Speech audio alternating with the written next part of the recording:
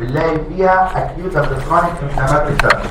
فزمان كانوا بيقولوا في بايوجينيك جرانيوم، ونوم اسمها بايوجينيك جرانيوم، ريسبتيف جرانيوليشن يعني دي عندنا، ودي عندنا منها ذرات بالهبل. طبعا مكتوب عندنا كلمتين عليه، اسمها كافيرنس هيمانجيوم. يعني ايه كافيرنس؟ كافيرنس يعني كهفي. لما ما خدتش الكوربس كافيرنوتس في البينس، كافيرنس يعني كهفي، لان دي مش مكونه من سمول بلاد فيسل، وانما مكونه من لارج بلاد فيسل، كافيرنس سايز بلاد فيسل. اشهر حته بتطلع منها السكين، وطبعا في السكين بتبريزنت باي ماس ومشوهه جدا. المناظر بتاعتها عامله ازاي؟ يقول لك امه كانت بتضحك على كاتشب كتير فطلع في قفل عين. الكافيرنس هيمانجيوم عندكم منها جارز، لان عندكم كافيرنس هيمانجيوم اوف ليفر وسبلين والكلافيكل، وكان عندكم سبلين المصري وشربناها السنه دي. قال لك بقى حرام نشرب في العيال يعني. الكافيرنس هيمانجيوم زي الكابيلاري عندكم منها سلايد. الكافيرنس هيمانجيوم بتفرق عن الكابيلاري ان دي عباره عن ليست سمول بلاد فيسل، وانما لارج بلاد فيسل. معظمها بتبقى فين؟ شرفك راح فين؟ حالات شرف هي وصلت الدرجه دي. امال على الامتحانات بتعمل ايه بالظبط؟ ده في الشرب شكل. طيب المهم الكافيرنس هيمانجيوما بتبقى مكونه من لارج بلاد فيسل، ومعظمهم بيبقى فيلد وذ بلاد ولاين باي بلاد اندوثيليال سيل. واهم حاجه ان هي تند تبقى مور ديب ان سبكوتينيوس تيشو، وتيجي في الانترنال اورجن. احنا مش بنقول الكلام ده مكتوب عنها كلمتين، ولكن عاوزين نعرفك التقسيمه. لحد دلوقتي خدت كام حاجه من الفاسكولار تيومرز والتيومر لايك؟ 1 تلانجيكيز. 2 كام نوع من المنجومه قلنا لحد دلوقتي؟ كابيلاري، والكابيلاري دي هي انفلاميشن نسميها بايوجينيك جرانيولوم. وفي عندنا عكس الكابيلاري نسميها كافيرنس هيمانجيوم. في عندنا حاجه اسمها الليمفانجيوما. الليمفانجيوما زي الهيمانجيوما مع استبدال كلمه بلاد بكلمه لم، لان الليمفانجيوما ما هي الا benign tumor nowadays benign hematopoietic formation of lymph vessel، مكونه من lymph vessel filled with lymph. ودي عندكم منها سلايد وحيد وكلاس ايه، ده كشو اول. ادي اللي قدامكم this is the dilated lymph vessel ومليانه this homogeneous faint material. في معظم الاحيان بتبقى كافيرنس، ما بتبقاش كابيلاري، وتطلع من نفس الاماكن، السكين والميوكس ممبرين والانترنال اورجان وكل حاجه. اما نيجي نبص عليها تحت الميكروسكوب بتبقى عباره عن بروليفريت ليمف فيسل مليانه ليمف، وبعضها بيبقى فيها ليمفوسايتس. يعني نورمالي جوه الليمف بيبقى فيه ليمفوسايتس، وده بيبقى شكلها. طبعا مش عاوز غباوه، لان انتوا عندكم في العملي الثيرويد تفرق ازاي دي كلاس ايه ليمفانجيوما اللي مش هتيجي ان شاء الله، وبين الكولويد توكسيك جوي ده الكونتنت الاثنين حمي مارجن الاستروما. شاطر يا دكتور شاطر. دي هيبقى مكتوب عليها سكين، لكن الثانيه هيبقى مكتوب عليها اندوكراين وسي ان اس فوكس. اي بتنجان اقفومي في كلاس ايه لو جابوا دي هيبقى مكتوب عليها سكين، وفيري رير السكين يبقى فيه كولويد بوينت. جداول ايه البتنجان اللي انتوا فيه حضراتكم؟ عبد الله بن اما نيجي نبص عليها جراستي هي طبعا كابسوليدي ولا نمر؟ هيمانجيوما ليمفانجيوما. ليه نمر؟ لانها مردوم بتطلع في السكين، بس ساعات بتطلع في السكين بالذات في اللاترال سايد اوف ذا نيك والاكسيلا، بالذات في اللاترال سايد اوف ذا نيك. ودي ساعتها يسموها سيستم اندروما، يعني دي مصيبتها ايه؟ بتوبستراكت الليل. يعني نورمال العيال لما بتيجي تتولد براسها ولا بالمقعده؟ براسها. والولاده هي طلوع الراس، لو دلوقتي واحده كان عندها زمان الكلام ده قبل اكتشاف السونار، راسها تنزل، وبعد ما راسها تنزل هل ينفع الواد يتولد؟ لا مش هينفع، لان الليمفانجيوما بالذات في النك هتبستراكت الليفر، ساعتها يعملوا ايه؟ ازاي؟ لو الراس نزلت ينفع يفتح سيزاريان؟ هيدخل الراس ازاي؟ ليه؟ هي ايه بالظبط؟ لو تعرف تدخل اليورين تاني جوه اليورينال بلادر او الفيسس جوه الريكتم، هتدخل راس العيل جوه اليوترس. ما ينفعش، فكان زمان مش قدامهم حل واحد، يروحوا جايبين سكين وقاطعين رقبه الواد فكر ميه، ويجيبوا عندهم حاجه اسمها هو يمسكوا بيها الواد يقطعوه ويغسلوه، ودي اسمها ديستراكتيف اوبريشن. لان حضرتك دي اللي كانوا بيقولوا عليها ضحينا بالجنين عشان هم مش عاوز تباهوا، محدش يقول له قطعنا راسها رجعنا راس تاني ازاي؟ دي اسمها ديستراكتيف اوبريشن. زمان الليمفانجيوما لما تطلع في اللاترال سايد اوف ذا نيك اللي اسمها سيستيكروما بتوبستراكت الليمف، فزمان كانوا بيقطعوا رقبه الواد، لان ما ينفعش الست تعيش وفي عيل مدلل منها موت، فكانوا بيقطعوا رقبه. كان في بعضهم بيعمل حاجه اسمها سمفيزيوتومي، مش عارف تقول كده؟ مش عارف تقول حاجه. طريقه ايه؟ سمفيزيوتومي، كان في بعضهم بيعمل سمفيزيوتومي يقطع العظمه، ولكن ما بقاش حد يعملها. نوى دي مش مشكله خالص، الكتاب ما كتبهاش اساسا، تعرفوا ليه؟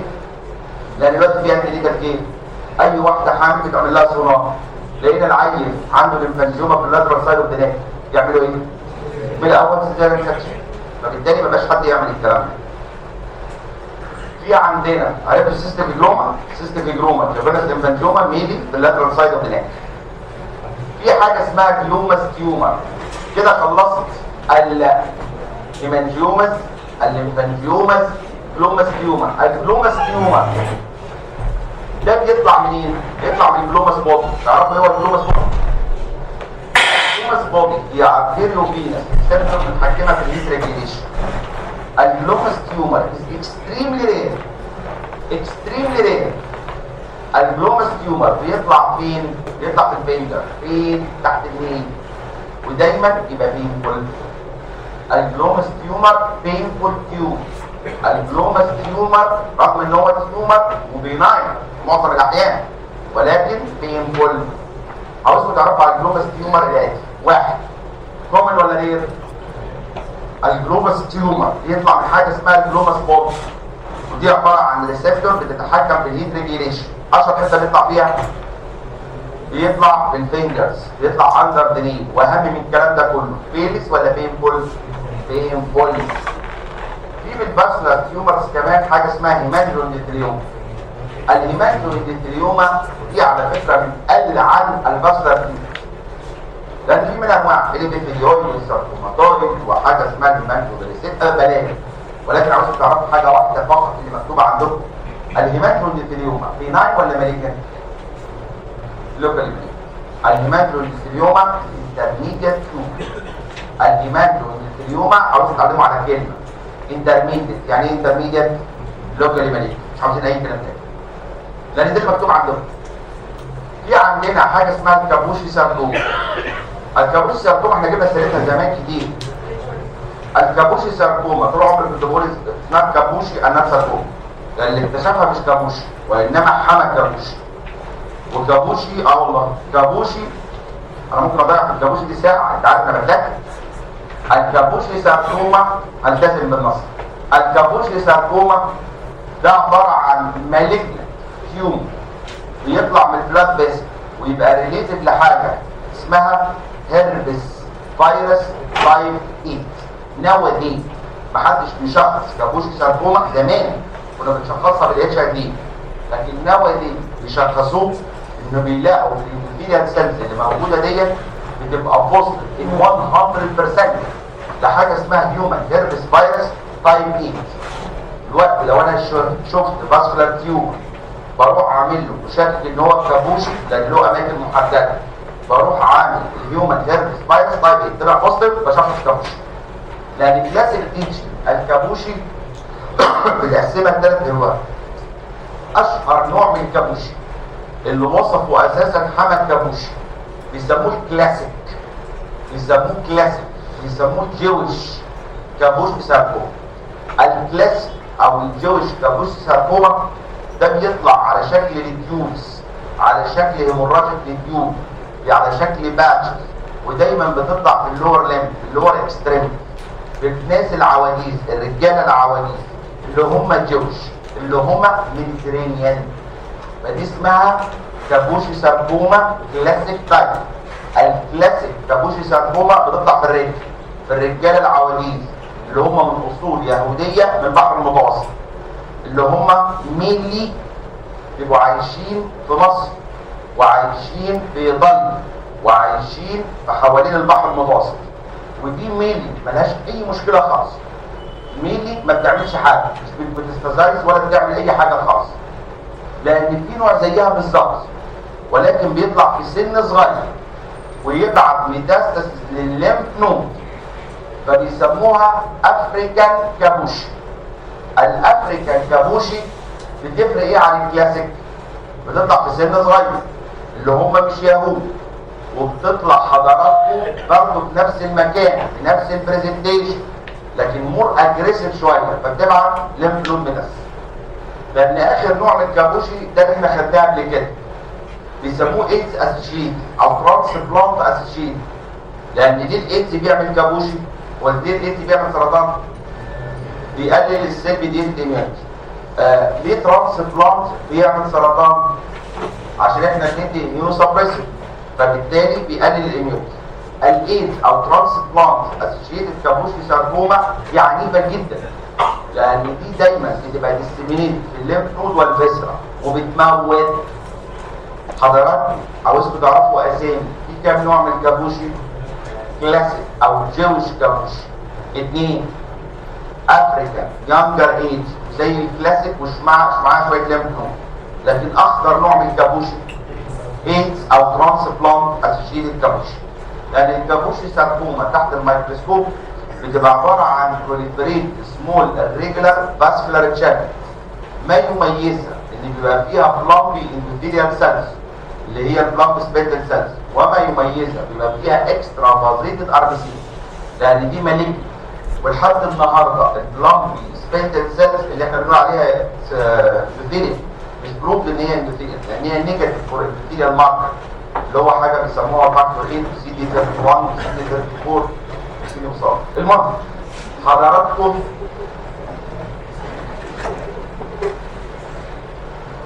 ربنا يسامح اللي كتب السوفت تيومرز ده. السوفت تيومرز دي لما بنكتبها في كتاب عندنا اسمه سوفت تيومرز بس ده صعب. المفروض ان الطالب بتاع الباثولوجي يقعد يلعب بيها كده، اقول له طب انت لقيت فاسكولار تشانل دي شكلها ايه؟ هيمانتو فيرسيدوما، هيمانتو ديستيوما، ثيرد تايب، جراند تايب. لكن انتوا احفظوا الله، انا لو فتحت بوق كلمه من دول هتموت. تعرفوا الكلمتين اللي موجودين.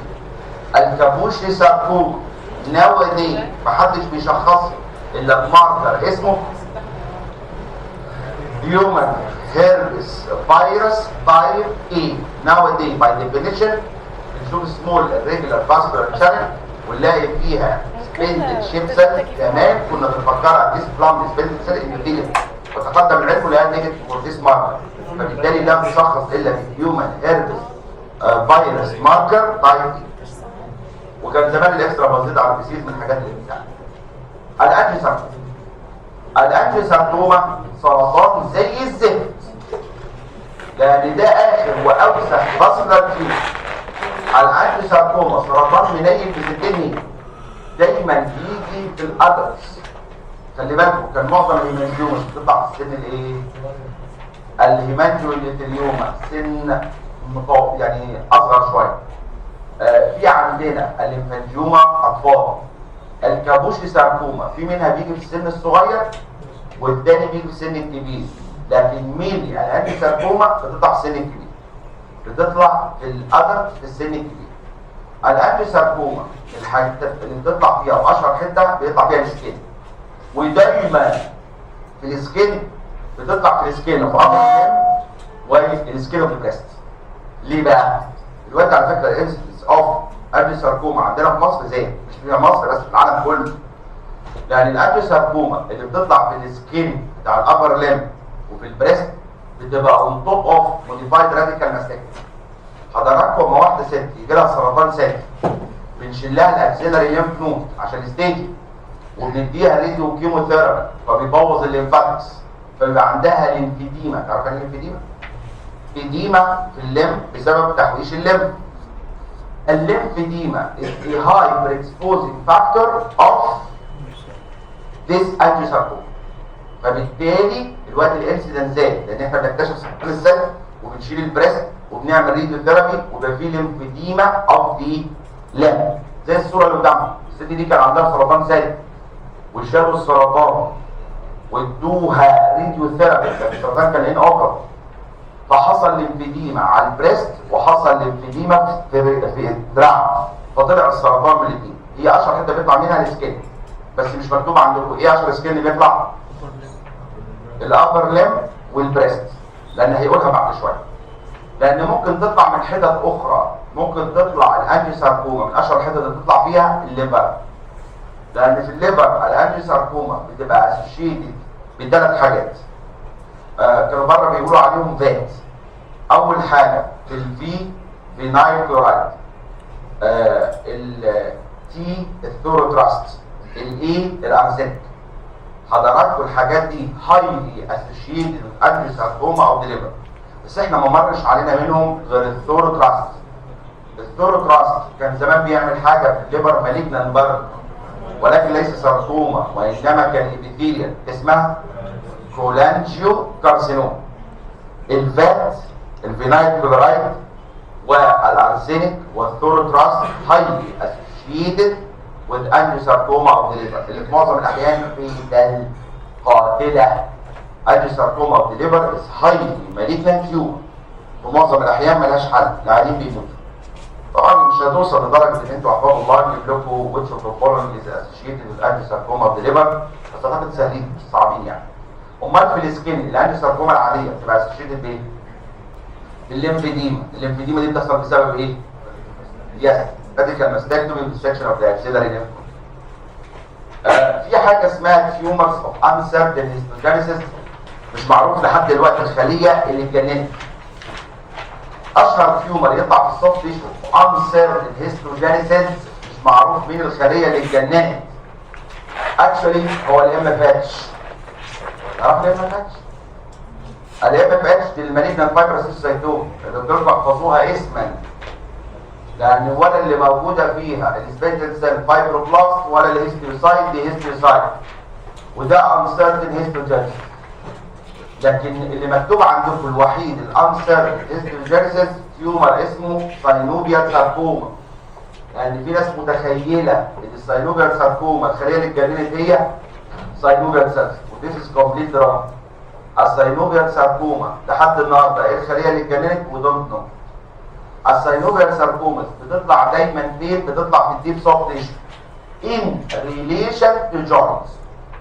فكانوا زمان يتخيلوا ان هي طالعه من الساينوبيال اوف ذا بارزا، ولكن اكشولي هي ما بتطلعش من الساينوم، هي بتطلع من الديب تيشو حوالين الجوينت، واشهر جوينت بتطلع حواليه هو النين. لكن اهم كلمه، هل الساينوبيال ساركوما الخليه اللي اتجننت هي ساينوبيال سيلز؟ طب احنا عرفنا ان هي مش ساينوبيال سيلز لانها نيجاتيف فور ساينوبيال مارك. نيجاتيف فور ساينوبيال مارك. الساينوبيال ساركوما لحد النهارده مش عارفين الخليه اللي اتجننت. الساينوبيال ساركوما بتطلع في الديب تيشو اراوند الجوينت الريليشن تو بارزا. فزمان قالوا دي ساينوبيال ساركوما. هو الساينوبيال سيلز اي نوع من انواع الخلايا؟ ابيثيليال ولا ميزنكايمال؟ ابيثيليال ولا ميزنكايمال؟ والاجابه ميزوثيليال سيروزا. الساينوبيال ساركوما تحت الميكروسكوب عشان نعرفها، فاكرين حاجه اسمها الميزوثيليوما؟ الميزوثيليوما لو قلتها اقصد بيها مالجنت. كان ايه اللي يميزها تحت الميكروسكوب؟ ان الساينوبيال سيلز الميزوثيليال سيلز لها القدره ان هي تتحور وتديك اي نوع تيشو جوه جسم الانسان. فبالتالي ما يميز الساينوبيال ساركوما تحت الميكروسكوب، دي ساينوبيال ساركوما طلع حوالين الركبه، ما بتطلعش من الساينوبيال، بتطلع ان ريليشن تو بارزا. اما نيجي نبص عليها تحت الميكروسكوب ده ما يميزها ان التيومر بيبقى باي فيزيك. يعني ايه باي فيزيك؟ يعني بنشوف مالجنت ابيثيليال في معظم الاحيان بيبقى بيلاري ادرو، ونشوف مالجنت ميزنكايم وفي معظم الاحيان بيبقى فايبروساركوما لايك. التيومر بيبقى باي فيزيك، بيبقى فيه جزء منه ساركوماتويد وجزء منه كارسينوميتس ابيثيليال وميزنكايم. حد فاكر الميزوثيليوما كانت كام نوع تحت الميكروسكوب؟ اول نوع مونوفيزيك ابيثيليويد يسموها كارسينوميتس. 2 اللي هي مونوفيزيك ساركوماتويد مالجنت ميزنكايم، وكان معظم الانواع باي فيزيك. على الساينوفيوما نفس التقسيم، بس هنا حب يقول لك كلمه باي فيزيك لان هي ميزوثيليال سيلز. الساينوفيال ساركوما البروجنوز بتاعها زي الزفت، البروجنوز بتاعها زي الزفت. حضراتكم قبل التشخيص بتكون بعد الضلات وبعد الليمف نود. الساينوفيال ساركوما مش طالعه من الساينوفيال سيلز، والتسميه خاطئه لان هي uncertain histogenesis. احنا مش عارفين ايه الخليه اللي اتجننت، ولكن اما لقيناها تحت الميكروسكوب باي فيزيك لقيناها ان ريليشن، مش احنا يعني زمان البهائم لقوها ان ريليشن تو لارج جوينت بارزه، فراحوا مسمينها ساينوفيال ساركوما. ولكن هل الساينوفيال ساركوما الخليه اللي اتجننت هي ساينوفيال سيلز؟ نو. انتوا بحكي الكلام ده اللي تعرفوه. الساينوفيال ساركوما uncertain histogenesis وشكلها تحت الميكروسكوب باي فيزيك وبتبقى ريليشن تو بارزه او ديجار. شكرا. MCQ The following is true concerning basal cell carcinoma. مين اللي انا مكتوب قدامكم ده صح as regard البيزل سيل؟ ايزينوفيليك سيتوبلازم ومال السيتوبلازم بتاعي. ماشي. اللي بعده تيومر سلولي جروث صح لان لوكالي مالجنت اتش ريز ايفال ان فال صح. كومن جيف رايز تو ليمف نود بس يبقى بتدي بلاد ده، لا ده ولا ده. الاجابه الصحيحه سلولي جروث. السؤال اللي بعده هيرين بوم باتر. تعرف ايه هيرين بوم؟ تتوصف فين؟ طب لو انا كارت ويل باتر، لو كده بصراحه انا واحد من الناس انا اللي هعترض مش هم اللي هيعترضوا، يعني انا هم اعترض عليهم، قال لهم مش للدرجه دي بقى ونقطع الورقه ونمشي يعني. كارت ويل باتر اتوصفت فين؟ اللي بعدها دي كان اسمها ايه؟ الام باتش مالجنانت فايبر سيستم. يا ريت الباثولوجي كان حلو كده، اشوف هيرنج بون يبقى فايبرو، اشوف مش عارف ايه، ده بيضحكوا علينا. كده خلصنا الصوت تيشو، وناخد بقى شكل حلو نقعد نمسك فيه شويه كده ونخلص. ايه؟ افضل نجيله بقى وعيش حياتك.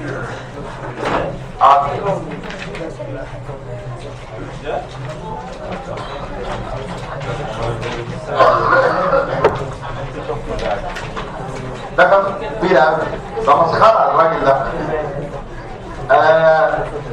الاندوكراين سيستم، يلا يلا على الجد والجد، الله الله عليك، ركزوا بقى معايا.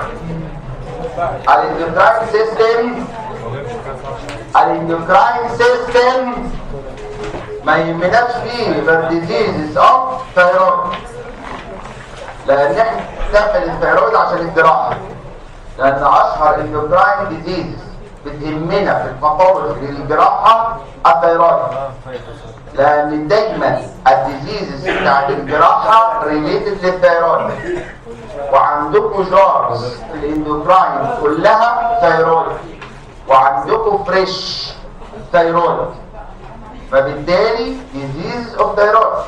لان دي مهمه جدا، وياما ناس اتخزوقت في الريتم بسبب. والسؤال اللي يجي والعيال ما تحطش منطق، فوليكولار ادينوم، هو اساسا مش فاكر دي فين. الفوليكولار ادينوم اكتبه يروح راقعهم كده، سؤال رخم. بابيلاري كارسينوم. حضراتكم الثايرويد هي اهم حاجه في الاندوكراين، مش كلها كمان، في مواضيع منها ينفع بتيجي ريتم، عندكم منها سلايد، عندكم منها جارس. بقيه الاندوكراين مش مهم غير اللي هقول عنه. الديزيز اوف ذا اندوكراين، وهنبدا باول حاجه واهم حاجه الثايرويد جلاند. تعرف ثايرويد؟ ليه سموا الثايرويد ثايرويد؟ صح، هم اسمها بالعربي الدراقيه، لانها تشبه الدراق، والدراق هو الكوميت. ماشي، كوميترا دي الخوف، عارفها انت دي؟ الكمثرى دي الخوف؟ اوكي حصل خير.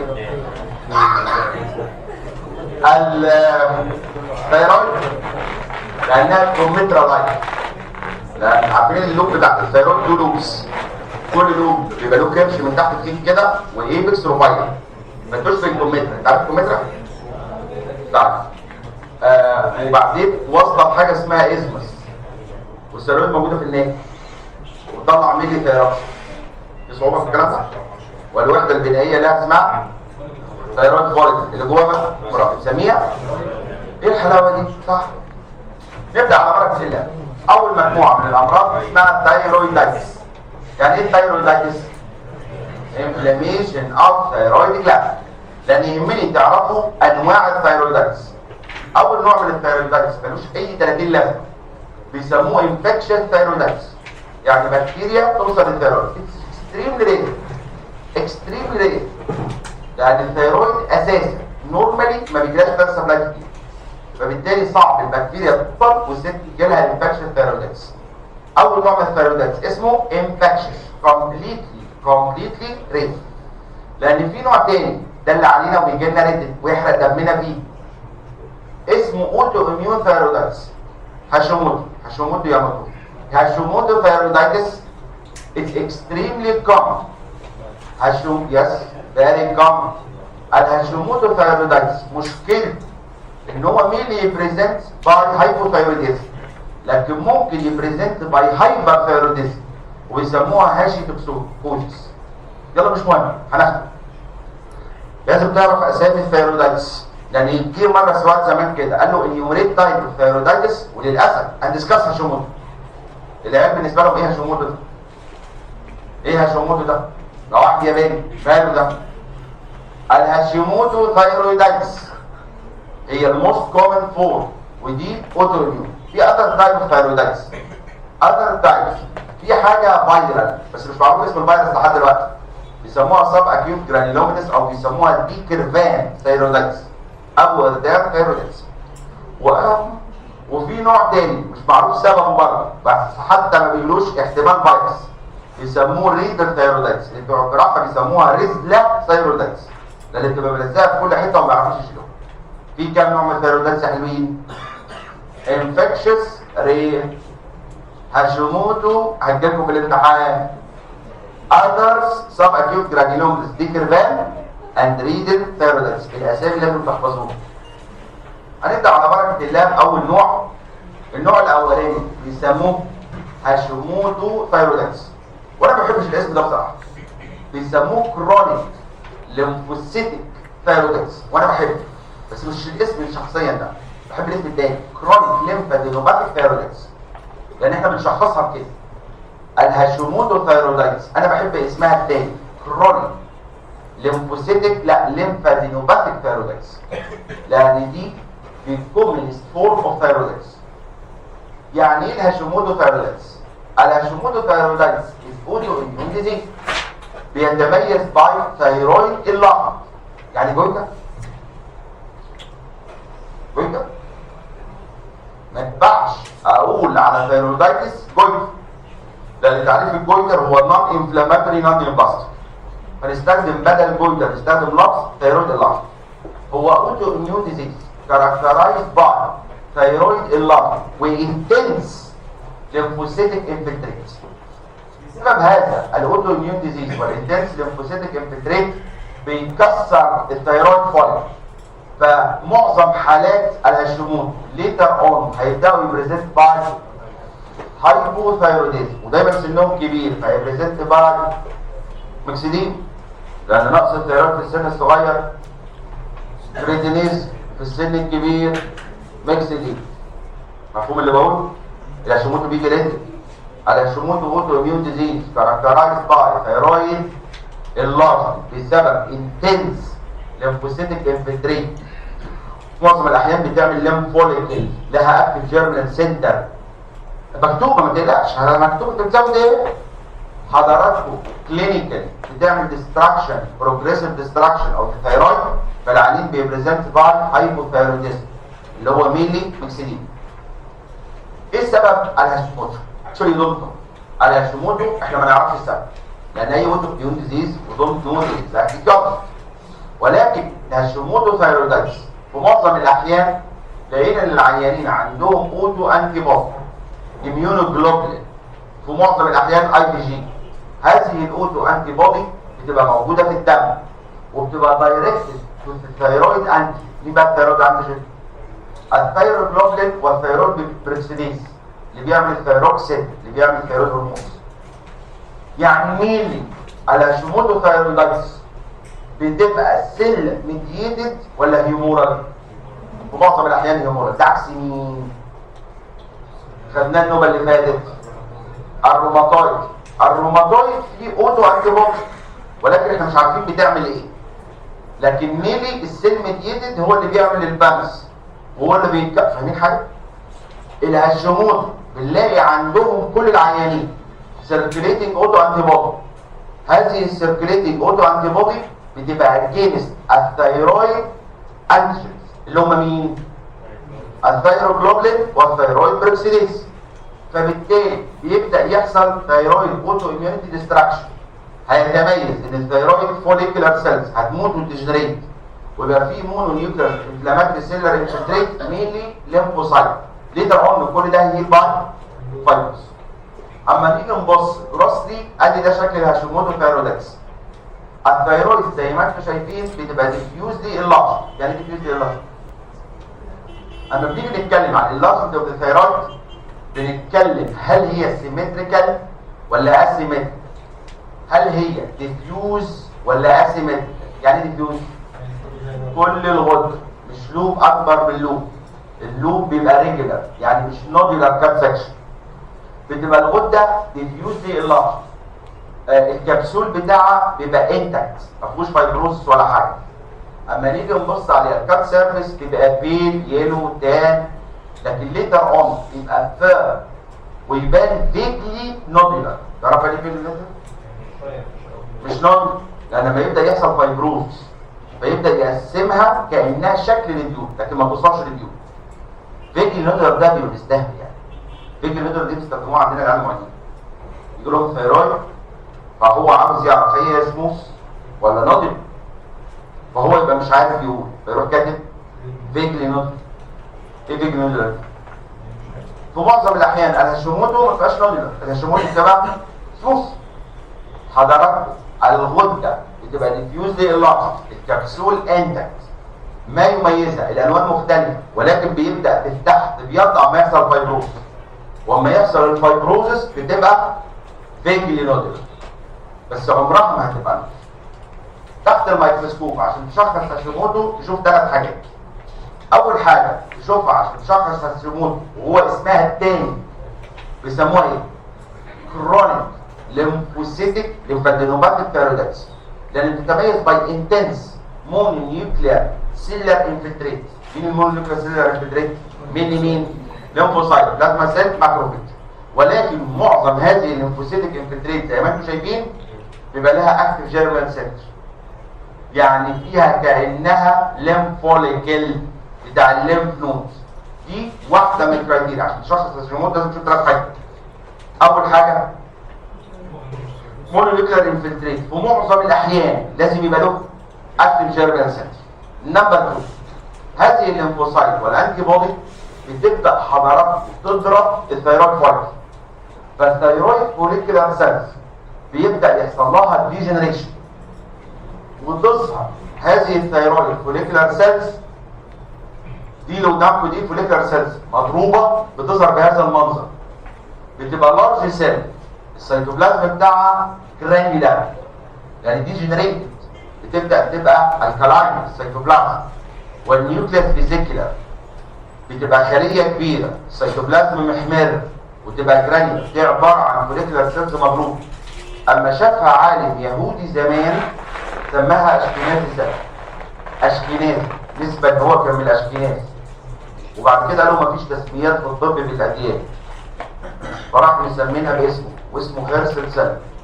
الهيرسل سيل ليست باثوجنومونيك للهاشيموتو. اي ديزيز يضرب الفوليكولار سيلز ممكن نظهر فيه هيرسل سيل. ايه الهيرسل سيل؟ ده ديجنريتد فوليكولار سيلز، ثايرويد سيلز، فبالتالي بتبقى كبيره وحمراء واباندنت سيتوبلازم والكلام ده كله. الهيرسل سيل فين شكل الهيرسل سيل دي؟ شايفين الخلايا الكبيره ده كولويد، ده كولويد. المفروض الفوليكولار سيلز مور لسه المنظر ده، لكن هنا شايفين الخليه بقت عامله ازاي؟ كبيره وحمراء وبين سيتوبلازم، فراحوا مسمينها زمان اشكينازي، دلوقتي بيسموها هيرسل سيل. مفهوم؟ ليتر اون كل ده يبدا يدير بعض فايبروس. عشان تشخص هاشيموتو تشوف 3 حاجات: ليمفوسيتك انفلتريت مينلي بتعمل اكتيف جيرمينال بنسل، 2 هيرسل سيل، 3 فايبروس. تشوف حاجه من 3 هتشخص ال3 مع بعض. طبعا فايبروز ما بيحصلش غير في الليت ستيج، بس في الاول بيبقى فيه بانس اوف فايبروز، عشان كده بان تيجي دي نوت. كلينيكال الستات اللي عندهم هاشيموتو يبريزنت باي ايه؟ بينفول ولا بيلس ثايرويد الارم؟ بيلس. ليه بيلس؟ كابسوليز انت. ليه بيلس؟ لان هي ميدي كرونيك، مفيش اكيوت ستريت، فتبقى بيلس ثايرويد الارم. ليتر اون اما يحصل ديستراكشن اوف الثايرويد فوليكل، الثايرويد تيشو، الست تبدا تبريزنت باي هايبوثايروديزم. ان بي، هل ينفع ست يبقى عندها هاشيموتو وتبريزنت باي هايبر ثايروديزم؟ يس. امتى؟ لما الاوتو اميون بروسيس تبقى عنيفه جدا لدرجه ان هي تموت الفوليكولار سيلز. لو موتت الفوليكولار سيلز وديسربت الفوليكل، بس ساعتها الكولويد اللي كان جواها هيخش فين؟ الدم. فساعتها الست تبريزنت باي هاشي توكسيكوزيس، هايبر ثايروديزم. ان بي، الهاشيموتو ثايرودايتس في معظم الاحيان يبريزنت باي هايبر. ممكن يبريزنت باتاك اوف هايبر، يس، بسبب disruption of the follicular cell. disruption يعني necrosis of the follicular cell، وده بيحصل اما يبقى الاوتو اميونيتي سيفير. مفهوم؟ هاشيموتو ثايرودايتس كاتيجوري ايه؟ الهاشيموتو ثايرودايتس بيجيبوها ريتين. الهاشيموتو ثايرودايتس هي اوتو اميون مين السيل ميدييتد ولا هيمورال؟ هيمور. لكن السيل ميدييتد اميونيتي فيه ما بتلعبش رول كتير. في حاجات تانية طبعا كومبليكيشن. ايه مشكلتها لما واحده يبقى عندها هاشيموتو؟ حتى حلوه يعني، تعرف تتكلم ياباني. ايه المشكله في الهاشيموتو ثايرودايتس؟ كميه الليمفوسايت اللي موجوده كتير تتجنن فتقلب بي نون هوتشكين ليمفوما. يعني كل الحاجات اللي هي بتعمل فوليك دي حضراتكم دي بي ليمفوسايتس، لان التي بتبقى موجوده في ايه؟ في البارا فوليكولر، فبالتالي بتقلب بيه نون هوتشكين ليمفوما. لكن الاخطر منها بتقلب بيه بابيلاري ثايرويد كارسينوما، فهي بري كانسر. طب ليه هي بري كانسر؟ لان هي كرونيك انفلاميشن بيعمل ديجنريشن اريتيشن في الفوليكولار سيل، فممكن تتجنن وتقلب بابيلاري ثايرويد كارسينوما. يعني ملخص الهاشيموتو خطورتها كلها في السرطان. الهاشيموتو بري كانسر يا اما تعمل بيه نون هوتشكين سيل ليمفوما، يا اما تعمل لنا ديس بابيلاري كارسينوما اللي هنتكلم عنها. بقيه انواع الثايرويدايتس انا هحكيها بس على كلمات عشان ما نضيعش وقت. النوع الثاني من انواع الثايرويدايتس يسموه سب اكيوت جرانيولوميتا ثايرويدايتس، يسموه ديتر فان ديزيز. السب اكيوت جرانيولوميتا ثايرويدايتس او ديتر فان ديزيز، عاوز تتعلموا على الكلمه الاولانيه في الايتيولوجي والباثوجينيسيس اللي هي سببها ايه؟ فايرال. يا اما فايرال، ده بوست فايرال انفلاميشن. ايه الفيروس ده؟ ودونتو يعني عاوزين نعلم عليه عشان ام سي كيو. ايه السبب؟ السب اكيوت ديتر فان فايرال. ايه اسم الفيروس؟ ودونتو. بيقولوا احتمال ان هو فيروس وان هو رياكشن لديس فايرال انفلاميشن، يعني في معظم الاحيان ما بنلاقيش الفيروس. ما يميزها مش مهم، شكل الثيرويد ايه ما يهمنيش، لان هي بتبقى عكس الهاشيموتو اللي هي ما بتبقاش ديفيوز، تبقى يونيلاترال او بايلاترال. ما يميزها تحت الميكروسكوب الصوره اللي قدامكم دي. في الاول بيبقى فيه نيتروفيليك انفلتريشن، ليتر اون بيبدا يعمل جرانيولوز، وهذه الجرانيولوز بتبقى فيري ريتش ان جاين سيل، عشان كده سموها سب اكيوت جرانيولوز. وفيها جاين سيل، يعني في الاول فيها نيتروفيل ولا فيهاش نيتروفيل؟ الهاشيموتو كان في الاول فيها نيتروفيل من الاول ليمفوسايت، فعشان كده كلينيكال ده اللي مش هيسالوك الكلام ده خالص، تعرفها اسم، لكن لو يحب يغلسه بتبقى بينفول ولا بيلس ثايرويد لارج؟ بينفول ثايرويد لارج. اللي عاوز تتعلموا عليه السب اكيوت او ديترفان ان هي فايرال او بوست فايرال، ان هي حضرتك تحت الميكروسكوب ايرلي بيبقى فيه نيوترون، ليتر جرانيلوما فيها جاينت سيل وانفلاماتوري سيلز، ولكن كلينيكال الديترفان بتبريزنت باي بينفول ثايرويد لارج. ليه تبقى بينفول؟ النيتروفيل هي اللي بتريليس برين سبستنس، لان مفيش ماده في العالم اسمها بين سبستنس. في مواد بتشتغل سايتوكاين بتشتغل كبين سبستنس زي البروستاجلاندين اي 2 والبراديكاينين. يا جدعان في حاجه اسمها الريدل ثايرودكس اللي بتوع الجراحه بيسموها ريزلا ثايرودكس. عاوزكم بقى هو اسما وتعلموا على اللي اقول لكم عليه. الريدل ثايرودكس ده شكلها جروسلي طبعا. الريدل ثايرودكس ايه سببها؟ unknown، ما نعرفش. we don't know. الريدل اسم خواجه، سببها unknown، ولكن ما يميزها ان بيبدا الثايرويد تبوظ ويحصل لها ريبليسمنت باي اكستنسيف فايبروزس. هذا الفايبروزس مش بياخد الثايرويد بس، بياخد الثايرويد ويكستند للسراوندنج نيك ستراكشر. يبقى عاوز تتعلموا على كلمه ابنونيكيولوجي، على كلمه اكستنسيف فايبروزس، لان ساعتها بتبقى الثايرويد الست دي بتشتكي من بريشر سنتر، حاجه ضغطه على التراكيه، ضغطه على الاسوفيجس، فبالتالي بتوع الجراحه محتاجين يشيلوا لها الثايرويد، وهي طبعا هايبوثايرويديزم مش شغاله لان كلها بقت فايبروز. هل بيعرفوا يشيلوها لها؟ لان الفايبروز اكستنت باي الثايرويد وملزق في اللي حواليه، فبالتالي بتوع الجراحه بيسموها بدل ريدل بيسموها الريزلا ثايرويدكس، لان هي ما بتتشالش، صعب جدا، تضطر في النهايه بيعملوا تراكيوستومي عشان تاخد نفسها. الريدلز نوع من انواع الثايرويدكس، سببها النوم اللي تتميز بيه عاوز كلمه واحده، حاجه اسمها اكستنسيف فايبروز. اكستنسيف لدرجه مش ياخد الثايرويد بس، ويكستند لبره الثايرويد ويعمل سيفير بريشر سنتر. كلينيكال اللي يعرفوها بسهوله قوي، تيجي يحط ايده على النك يقولوا عليها وودي ثايرويدايتس. تعرف ايه وودي؟ هنا حته خشب، حته خشبه موجوده هنا، لان هي بيبقى فيها اكستنسيف سيفير فايبروز. تو سمرايز الثايرويدايتس انفلاميشن اوف ثايرويد كم نوع؟ 4. انفكشس ريت الهاشيموتو كاتيجوري اللي هيسيب كلمه فيها لا يلومن الا نفسه. دي كيرفان علمنا ان هي فايرال وجرانيولوميتس وبين. الريدلز النون ايديولوجي واكستنسيف فايبروز. ايه كمان؟ جريف ديزيز. انا مالهم انا بقى من الجريف، فاكر جريف قبل كده؟ اسمه الثاني اكزوبسالموس بوي. اسمه الثالث برايمري ثايرويد سكوز، بيسموه برايمري ثايرويد هايبربليزيا، له اسامي كتير قوي. الجريفز ديزيز باي ديفينيشن اتس اوتو اميون ديزيز كاركترايزد باي ثايرويد سكوز، يعني هايبر ثايرويديزم. حضراتكم لو فاكرين معايا كان اشهر اوتو اميون خدناه لحد دلوقتي في الثايرويد هو الهاشيموتو، لكن الهاشيموتو كان بريزنت باي هايبوثايروديزم.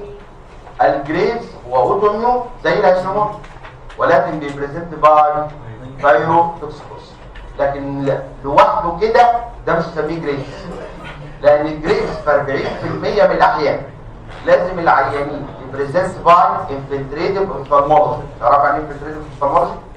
في ماده تتحوش جوه في الاوربت فتخلي العين تبص. العين تبص دي بيسموها اكزوفثالموس. في فرق بين بروبتوزس واكزوفثالموس. بروبتوزس واكزوفثالموس. يعني ايه بروبتوزس؟ خروج العين بسبب ماس ليجن. لو واحد عنده برين تيومر، واحد عنده برين تيومر في الاوربت، فبالتالي ده سبيس اوكلوباين يرفع 70 خلال بوز، ده مش اسمه اكزوفثالموس، ده اسمه بروبتوزس. اما الاوفثالموباثي اللي بيحصل ده ماده بتتحوش في الاوربت، هنشوفها دلوقتي اكيد سامعين الكلام ده كده، فده اسمه اكزوفثالموس، ودايما يبقى باي لاترال ما يبقاش يونيلاترال. 40% من العيانين بتوع الجريفز بيبقى عندهم انفلتريتيف اوفثالموباثي، بيبقى عندهم حضراتكم بحوث، فعشان كده بيسموه الابتثالمس بولي.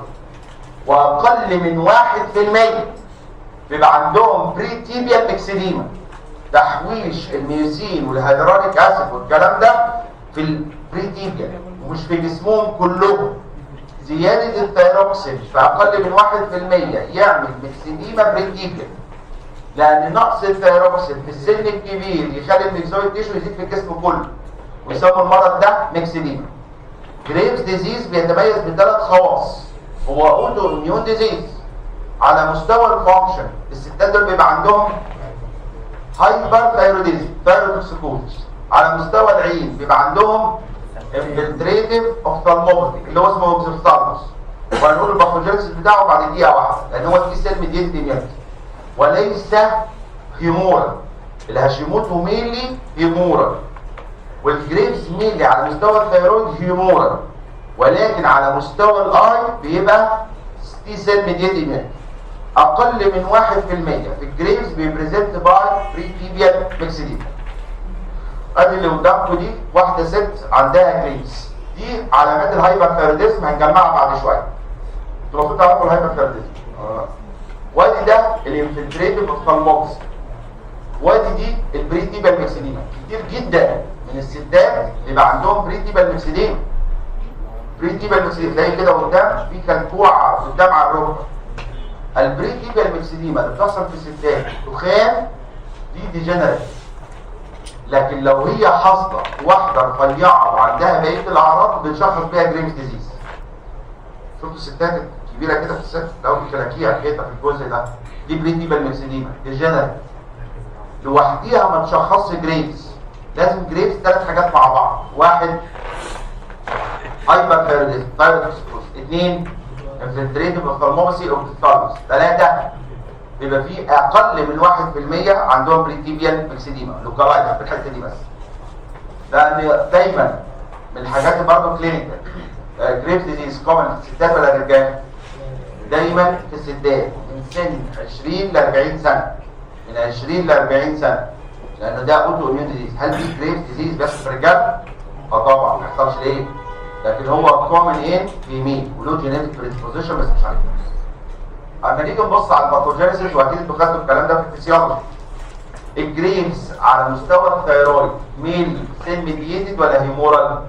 هيمورال، لان الناس اللي عندهم جريفز ديزيز بيبقى عندهم كميه رهيبه من الاوتو انتي بودي. اشهر مجموعه من الاوتو انتي بودي عندكم اثنين. اول مجموعه بيسموها تي اس ار، الثيرويد ستيميوليتنج اميونوجلوبولين، اللي انتوا كنتوا بتسموها زمان لاتس. تعرفوا اللاتس؟ لونج اكشن ثيرويد ستيميوليتنج. احنا هنا قررنا نسميها تي اس ار. التي اس ار اسمها ثيرويد ستيميوليتنج اميونوجلوبولين، لان هذه الاوتو انتي بودي بتشتغل على التي اس اتش ريسبتور. تعرفوا التي اس اتش اللي موجود في الثيرويد فوليكولار سيلز؟ فيؤمر الثيرويد ان هي تطلع كميه رهيبه من التي 3 والتي 4 وضاوت نيجاتيف فيدباك. نورمال التي اس اتش بيشتغل على التي اس اتش ريسبتور، ولكن وذ نيجاتيف فيدباك في الانتيريور بيتويتر. فاهمين اللي انا بقوله؟ يعني لو عليت تي 3 والتي 4 يحصل ايه لفراز التي اس اتش؟ لكن التي اس ار بتشتغل وضاوت نيجاتيف فيدباك، فعماله تستيميليت الريليس اوف تي 3 والتي 4 وهي عمرها ما هتقل، فالست تخش في هايبر ثايروديزم. نمبر 2، في مجموعه من الاميونوجلوبولين اللي كانوا برضه زمان بيسموها لاتس، بيسموها تي جي ار، اللي هي الثيرويد جروس ستيميوليتنج اميونوجلوبولين. خدتوا الكلام ده بالاسامي دي ولا خدتوا لاتس بس كويس؟ خدتوا الاسامي دي؟ في مجموعه ثانيه هي برضه نوع من انواع اللاتس، بيسموها ثيرويد جروس ستيميوليتنج اميونوجلوبولين، لان برضه بتشتغل على التي اس اتش ريسبتور والضوء فيدباك، ولكن مش بتستيميليت الريليس اوف تي 3 وتي 4، بتستيميليت البروليفريشن اوف ذا ثايرويد فوليكولار سيلز. يعني بتخلي الخلايا الفوليكل تتكاثر.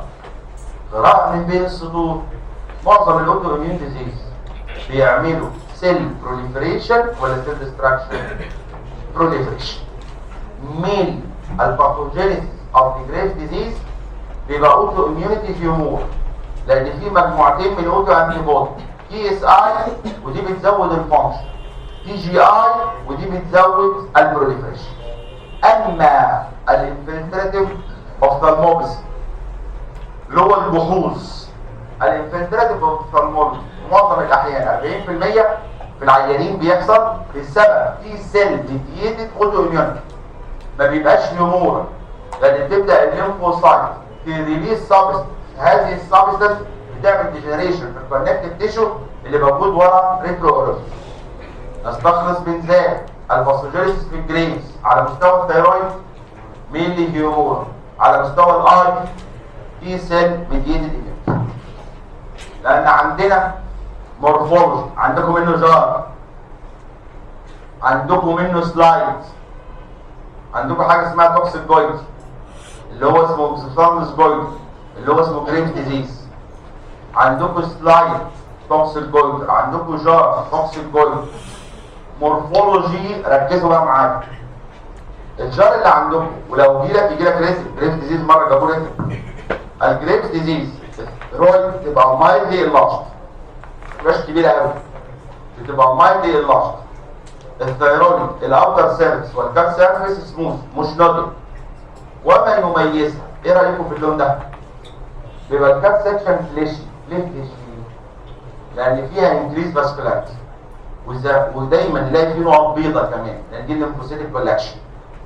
الجريفز ديزيز الغده بتبقى مايلدلي اللارج، الاوتر سيرفيس والكاب سيرفيس ما فيهوش نودل، مش نودل. ما يميزه كلمه فليشي. ليه فليشي؟ لان فيه انكريز فاسكولاريتي بلس ان بيبقى فيه ليمفوسيتيك كولكشن. اما نيجي نبص عليها تحت الميكروسكوب، وده سلايد مقرر عليه، في حالات التوكسيك جويد، في حالات الجريفز ديزيز بتبقى الفوليكل متكاثره وتبقى لاين باي ايه الخلايا اللي موجوده دي؟ كولامنر، هي النورمال فوليكولار سيلز باين ايبويد، عشان هنجمع بعد شويه عشان العمل. يعني انتوا عندكم الكولويد وعندكم في الكولويد في كولويد كتير جوه الفوليكل فيفعص الفوليكولار سيلز بتبقى بلاتد، لكن في التوكسيك الفوليكولار سيلز متكاثره وتعمل بابيلاري انفولد، لانها بتبدا تاخد الكولويد وترميه في الفاسكولاريتي اللي بره، فبتلاقي ان الفوليكل متكاثره وفيها بابيلاري انفولد والخلايا كولامنر. اما تيجوا تبصوا على الكولويد اللي جوه، الكولويد اللي جوه زي ما حضراتكم شايفين بيبقى كتير ولا قليل؟ ليه ده؟ فوليكولار سيلز خدته ورميته في البلاد فيسل، فالكولويد بيبقى ديكريز. وللاسف ناس بيكتبوا اهم كلمه يس بين قوسين زودوها، الكولويد از ديكريز بين قوسين، دي لها اسم بيسموها سكالوينج. لو تيجوا تبصوا على البريفري بتاع الكولويد هتلاقوا ان الفوليكولار سيلز كلته من هنا ورميته في الاستروما. فالراجل اللي شاف منظر الكولويد في التوكسيك جويدر تخيل ان دي حته سكالوب بانيه. تعرف السكالوب بانيه؟ يعني بوفتيك، تعرف ايه بوفتيك؟ حته لحم والجه قطم منها قطمه. اما تيجي تمسك البوفتيك وتاكله، بتاكله بالنص ولا بتاكله بالبريفري؟ فهو تخيل الكولويد حته بوفتيك واتقطم منها قطمه فساب علامه بوق وراح مسميها سكالوينج. انا متاسف سقطت سهوا في الكتاب وانا ما رضيتش ازودها عشان اكتبها في العمل، ولكن انتوا زودوها سموها سكالوينج. عامله بالظبط زي في الكرونيك اكتيف هيباتايتس، الراجل تخيل كلاسيك هيباتوفليبيول رغيف عيش قال لك بسم الله معاك بيسمين صح بسمين يا لون. تلاقي الراجل في البيزل سيل كارسينوما اما شاف الايدجز بتاع الالسر بيزي قال لك ده بقى مش بني ادم اللي كان، خلي بالك ده فقر قطم وساب علامه بوكو. دي كلها خزعبلات وشخصيات مريضه نفسيه. الكولويد ديكريز عشان خاطري حط بين قوسين كلمه سكالوي. الاستروما، وده السؤال بيجيبوه في كلاس ايه؟ الاستروما ان توكسيك جويدر شو ولا نو؟ شو انكريز فاسكولاريتي، شو انكريز فاسكولاريتي and lymphocytic collection. ودي تاني مرة ناخد نوع من انواع الديزيز الثيرويد بيبقى فيها ليمفوسيتك كولكشن، الهاشيموتو والجريفز. نفرق بينهم ازاي؟ كلينيكالي ده هايبو في معظم الاحيان وده هايبر، لكن التفرقه ما بينهم بالليمفويد. هنا بيبقى فيه كرونيك ليمفوسيتك كولكشن وفي معظم الاحيان ما بيبقاش لها اكتيف جيرمان سيل. في الهاشيموتو البلاد فيسل ما بتزيدش، لكن في الجريفز البلاد فيسل بتزيد. الستروما يبقى فيها ليمفوسيتك كولكشن وينكريز بلاد فيسل. دي بيسالوها في امتحان كلاس ايه ب3 درجات، يجيب لك صوره التوكسيك جولد ويروح راعك السؤال ده. Are the lymphocytic collection and increased vascularity part of microscopic picture؟ في التوكسيك يس، كده في التوكسيك بتنطق اس، لكن في الكولويد يس نو. والله العظيم نعم مش مهم.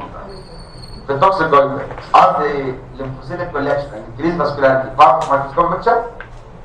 توكسيك يس، كولويد لا، هي نو يعني ماشي حصل. ايه كمان؟ اما الجريفز اوفثالموباثي الاكزوثالموس تحت الميكروسكوب بنلاقي ان الريترو ريفيتاليشن بقى بيتجمع فيها هيرونيك اسيد، بروتوجلايكان، ميوسين سبستنس. كل هذه المواد دي بسبب تي سيل ميدييتد اميونيتي بتعمل ديستراكشن اوف ميزنكايمال تيشو اوف اورجن وتحوله للبروتوجلايكان، وتحوله لهيدرونيك، تحوله لكل الكلام ده. فبالتالي بيدفع الاوربت انه يخرج لبره، بلس ان يبقى فيه اكتيفيشن اوف سمباثيك، فهو بوث بسبب الاكيوميليشن اوف ذيس سبستانس اند ستيميوليشن اوف ذا سمباثيك سيستم. فيعني بريزنت باي اوف سبستانس. البري تيبيال ميكسيدين نفس الحاجات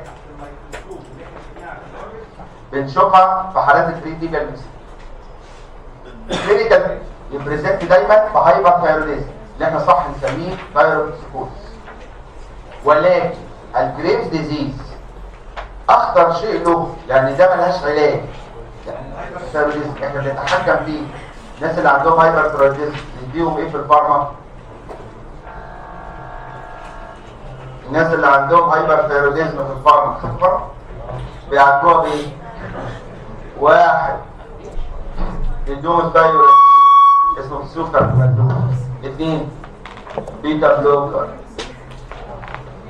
بيتا بلوكر خدتوا الكلام ده؟ خدتوا بيتا بلوكر؟ مشكلة الجريفز الثايروتوكسيكوزس بيبقى كنترول ميديكالي راديولوجيكالي بالعمليات الجراديشن بالجراحة. الخطورة كلها في البري تيبيال في التريتيف اوفثالموبس، لان ده مفيش ادوية تصلحها ومع الوقت بيزيد تفضيها خروم نوعين. في معظم الاحيان العيانين دول بيبروجريس، فبالتالي عينيهم بيبقى محفوظ وعلى الناحيتين، العيان ده ما بيعرفش يقفل، فبالتالي بيحصل كورنيال دراينس ويخش في كورنيال ألسر ويتعمل. خطورة الجريفز ليس على الهايبر ميتابوليك ستيت، لان احنا نعرف نكنترول لا ادويه لا راديو اكتيف ايودين لا جراحه. المصيبه كلها بتبقى على العين، لان الانفلتريتيف اوفثالموباثي لو سيبناه كده العيانين هيخشوا في كورنيال السريشن اند بلايندنس. كورنيال السريشن دي بتعمي ملهاش حل. حضراتكم عشان كده بنكنترول الجريفز از ايرلي از بوسبل. لو احنا كنترول من الاول وشلنا الغده وادينا الادويه بنقلل الريسك ان يخش في ديس اوفثالموباثي. في حاجه اسمها هايبر ثايروديزم بقى كلام مليح. انتوا عارفين هايبر ثايروديزم؟ خدتوها؟ ما يعرفوش هايبر ثايروديزم؟ الهايبر ثايروديزم مش عارف يقرا باراجراف واحد ده تجميع. الهايبر ثايروديزم دي هايبر ميتابوليك ستيت كاركترايزد باي انكريز ريليس اوف الدي 3 والدي 4 اللي هو الفري فورم بتاع الثايروكسين. وفي معظم الاحيان بتبقى مشكله في الثايرويد. ايه اسباب الهايبر ثايروديزم؟ لدي سؤال. مش هيجي لك سؤال لك جيب انا اكونت الهايبر ثايروديزم، شغلتنا خالص. لكن لا يجي سؤال هيقول لك enumerate causes of hyperthyroidism. السؤال اللي بعده and discuss one of them. ما هو بالظبط، عشان انا اجيب لك جريد مش هقول لك جيب انا اكونت جريد. هقول لك قول لي اسباب الهايبرثايروديزم. اشهر سبب للهايبرثايروديزم برايمري هايبرثايروديزم اللي هو بيسموه جريفز ديزيز، اللي بيسموه بزيبسالموس جولد، لان ده لوحده اب تو 85% 85% من الحالات، لان ممكن يبقى سبب الهايبرثايروديزم ثايرويدوسكوزس فانكشن ثايرويد ادينوم. تعرف ليه فانكشن ثايرويد ادينوم؟ ده بناين تيومر هناخده دلوقتي، يبقى شغال، فبالتالي بريزنت باي هايبرثايروديزم. اخر احتمال سكندري هايبرثايروديزم. السكندري هنا بسبب ان واحده ست عندها نودولار جويتر اللي اسمه مالتي نودولار جويتر اللي هنقوله، وحصل فيه سكندري توكسيستي، ودي النسبه بتاعته قليله. حضراتكم اسباب الهايبرثايروديزم يا اما جريفز، لا اما حضرتك فانكشن ثيرويد ادينوما، لا اما سكندري توكسيك جويتر اللي بيسموه توكسيك نودولار جويتر. ولو انا ديسكاس وان اوف ذيم، عينك على مين؟ جريفز. لان بقيه المانيفستيشن عرفت ايه البيكتشر بتاع الهايبرثايروديزم؟ خدت الكلام ده؟ ما كل تعرفه كده؟ اي كلام بقى كده. الاعراض نلخصها في حاجتين: زياده الثايروكسين هايبر ميتابوليزم بلس اكتيفيشن او سمباثيك. تفسر بيها كل حاجه. يعني ناخد شويه اكزامبل كده على مستوى السي ان اس اللي هو عملها دي، يبقى عندهم تريمورز، بس التريمورز اللي عندهم بتبقى فاين تريمورز، رابيد فاين تريمورز. الرابيد فاين تريمورز دي بنعمله كده ليه؟ المنظر ده. ايه ده؟ انا خدت قبل كده ديزيز بيتميز باي فلابي تريمورز هيباتيكلي انكفالوس، لكن ده بيبقى فاين. فاهمين الفرق بين فلابي والفاين؟ بتبقى فاين تريمورز. بيتميز كمان ان هم بيبقى عندهم انكزايتي. بيبقوا يعني عارفين، يعني مش قرف بقى، بيقولوا لك يعني الثايروكسين ده بيخلي الست عصبيه جدا، تيجي دايما ضربه جوز السكينه. فاهمين؟ والله لان هو فظيع، يعني من الحاجات اللي بتخليها عندها ابثي ومش طايقه نفسيها وكلام زي كده. كانوا بيعلمونا زمان اساتذتنا، يقول لك واحده ست تجيلك في عز الشتاء مش لابسه هدوم وعرقانه. فاهمين الكلام ده؟ ده هايبر ميتابوليزم. في النهايه لو استمرت بيحصل لها مايوباثي، يبقى بروكسيمال مايوباثي، ويحصل لها لوس اوف ماسل كمان. انتوا عارفين الثايروكسين ده ميتابوليك، ولع شعلها نار. فاكر انت الكلام ده؟ على مستوى الاوكيولار بيبريزنت باي اوفتالموباثي. الاوفتالموباثي يتميز بحاجه اسمها ستيرنج لوك، بحيث ان هي بتبحلق فيك فانت تبقى متنرفز منها او تضرب على قفاها. بيبقى في عندهم ليد لاج. تعرف يعني ليد لاج؟ اما بتيجي تبص لتحت تبص لتحت تلاقي عينها اتحركت والليد دي ماشي وراها بالعقل. عشان خدتوا الكلام ده؟ بيبقى عندها ستيرنج لوك، بيبقى عندها ليد لاج، بيبقى عندها الثالموس، وفي النهايه ممكن يعني عين ما بتتحركش خالص. ايه كمان على مستوى السي بي اس؟ طبعا بسبب الثايروكسين والسمباثيك بيبقى عندهم تاكي كارديو، ممكن يوصلوا للاريثميا. ومن اشهر الاريثميا ما بتبقاش خطيره، يبقى عندهم اترال فايبريليشن مش قاتله. على مستوى طبعا يخش الكونجستيف هارت فيلير. على مستوى جاستروانتستاينال بسبب سمباثيك مش ستيميوليشن ولكن سمباثيك اكتيفيتي، يبقى عندهم هايبر موتيليتي بريزنت باي دياريا، بريزنت باي كوليك اند مال ابسوربشن. على مستوى الكوتينيوس بيبريزنت باي هيت انتولرنس. تعرف يعني هيت انتولرنس؟ في عز الشتاء هي مش لابسه هدوم محرمه، ولو جت في الصيف ما تطيقش نفسها، ما تتحملش درجه الحراره خالص. بلس، ودي حاجه المفروض يكتبوها هنا، لان هو بسبب الموضوع ده بيزيد البلاد فلو، فبالتالي بيتحس بالحراره وما تعرفش تفقد ايه. والشكوى الرئيسيه في الستات تيجي تقول لك دايما الستات، اكيد سالتها نمسك اخبارها ايه؟ تقول لك مشدود، تلاقيها جاموسه كده، تقول لك ماليش يعني بتاكل كتير ولا قليل؟ ايوه ما باكلش حاجه. الستات دي بتاع، لكن الست دي هي الوحيده اللي هتجيلك صادقه. تيجي تقول لها تلاقيها خاسه جدا، تقول لها اخبار نفسك؟ تقول لك بقى مفجوع، ده ناقص اكل الراجل في البيت. وبالرغم من كده بحس دي باثوجنومونيك للثايرويدوسكوز، لان بسبب الهايبر ميتابوليك ستيت هي بتاكل كتير، ولكن بالرغم من ذلك بيحصل لها بص. خلي بالك دي سبب الهايبر ثايرويدزم، ان اليوم تاكل الحمد لله ما تاكلوش، لان مش ديزيز. ايه اشهر سبب نوعي للبنات اللي هيبقى ثيرويدزم؟ فاكتيشيس. تعرف يعني ايه فاكتيشيس؟ كاذب. كتير قوي من البنات المحاوله منهم ان هم يخسوا ويبقى سماتين بياخدوا ثيروكسين. ايه الثيروكسين ده حلاوه التخسيس، لان انت لو رحت راجع نفسك ثيروكسين، البنات لو خدوا ثيروكسين في خلال شهر يبقوا عصايه. حلو ده ايه؟ ده هايبرثايروديزم. هايبرثايروديزم ده خطير، ممكن يموت. فبالتالي من اسباب فاكتيشن، بس ده مش بصالح. لكن الوقت في بنات كتير بتخس بيه الثيروكسين، لان برضه في بنات بتدخن. تعرفوا ايه اكتر حاجه بتدخن؟ ايه اكتر حاجه بتدخل البنات؟ كورتيزون. في بنات تاخد كورتيزون دي هبل، بتبقى عامله زي الجاموسه. انسولين. لو بنت عاوزه تدخن بسرعه تدخل على طول انسولين، يخس بسرعه ثيروكسين. ده ابيوز للادويه. الحاجات دي خطر خالص، ما حدش بيقولها دي، انا بقولها كده بحجز عشان بس تعرفوا الدنيا ماشيه ازاي. مفيش تدخين بالانسولين ولا تخسيس بالثيروكسين.